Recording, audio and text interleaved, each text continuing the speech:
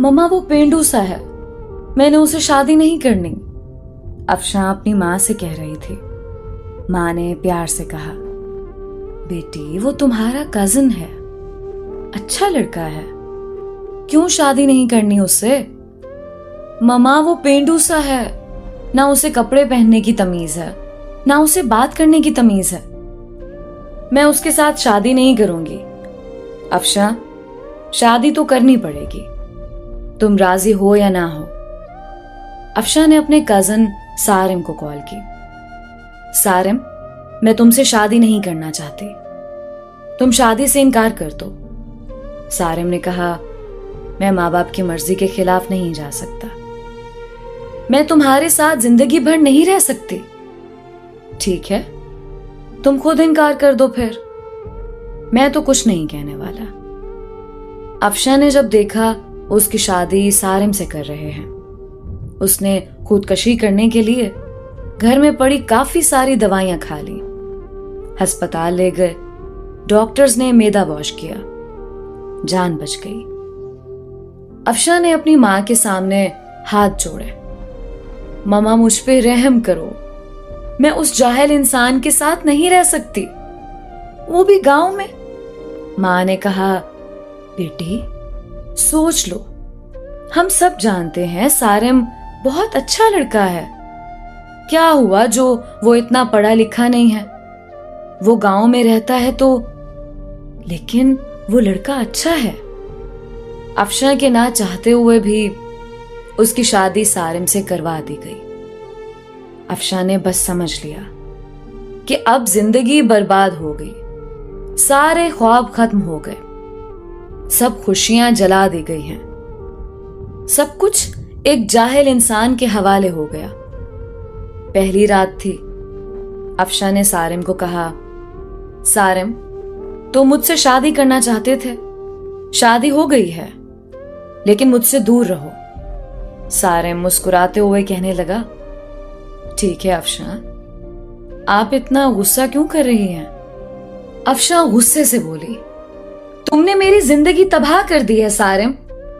सारिम ने एक डिबिया खोली, उसमें चमकती हुई अंगूठी थी। उसने वो डिबिया अफशां के सामने रखी और कहने लगा, अफशां ये गिफ्ट आपके लिए। अफशां ने अंगूठी उठाकर साइड पे रख दी और करवट बदलकर लेट गई, रोने लगी।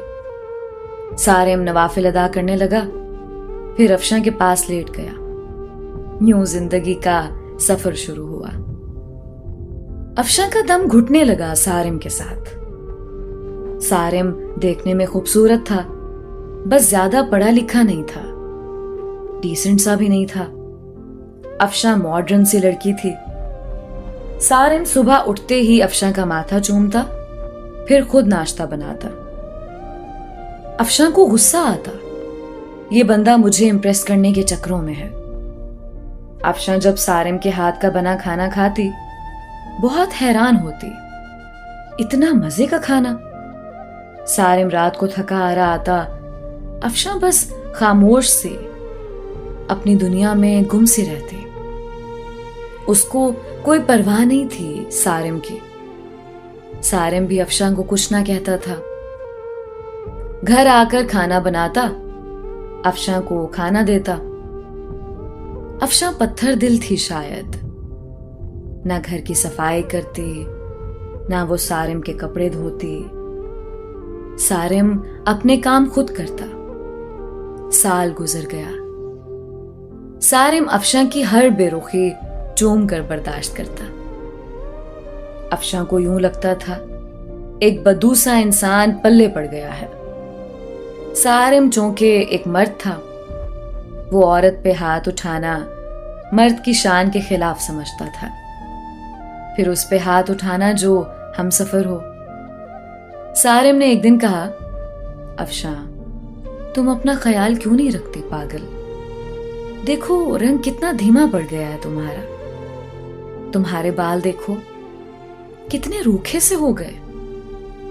सारिम अफशां के पास बैठ गया। 1 साल के बाद सारिम ने यूं अफशां को छुआ था। अफशा के बालों में ऑयल लगाने लगा। वो बोली, छोड़ दो मुझे सारिम। नहीं छोड़ूंगा। अफशा ने धक्का दिया। ऑयल सारिम के ऊपर गिर गया। अफशा जाने लगी उठकर। सारिम ने बाजू पकड़ा, पास बिठा लिया। मुस्कुराते हुए कहने लगा, अफशा, मैं यूं ऐसे आपको नहीं देख सकता। मेरा बाजू छोड़ो सारिम, मुझे दर्द हो रहा है। सारिम ने पास बिठाया। अफशा के सर में ऑयल लगाना शुरू किया। सर में ऑयल लगाया, फिर चेहरे पे स्क्रब करने लगा। अफशा खामोश बैठी। सारिम ने मुस्कुराते हुए कहा, चुड़ैल जाओ, अब शावर लेकर आओ और पिंक ड्रेस पहनो। मैं तुम्हारी फेवरेट बिरयानी तैयार करता हूं। अफशा हैरान थी, इतनी बेरुखी पे भी इतना प्यार करता है सारिम। अफशा शावर लेकर आई। आज चेहरे पे अजीब सी चमक थी। अफशा ने अपनी दोस्त को कॉल की, यार सारिम ने ऐसे किया मेरे साथ। उसकी दोस्त ने कहा, सारिम अच्छा इंसान है, उसकी कदर करो। अफशा बोली, वो मुझे इंप्रेस कर रहा है। उसकी दोस्त ने कहा, अफशा, किस्मत वालों को ऐसे मर्द, ऐसे हमसफर मिलते हैं। इतने में सारिम ने आवाज लगाई, जहां पना खाना तैयार है, आ जाओ। अफशा मुस्कुराने लगी। आज बिरयानी से मजे की खुशबू आ रही थी। अफशा ने खाना शुरू किया। इतने मजे की बिरयानी थी, उसका दिल चाहा तारीफ करे सारिम की, लेकिन खामोश रही। खाना खाया, कमरे में सोने चली गई। सारिम ने बर्तन उठाए, वॉश करने लगा। बर्तन वॉश करके सारा दिन का थका हारा बेड पे पड़ा सो गया। सुबह उठा, अफशा को उठाया और बोला, अफशा मेरी जान, नाश्ता तैयार कर दिया है, कर लेना, मैं जा रहा हूं।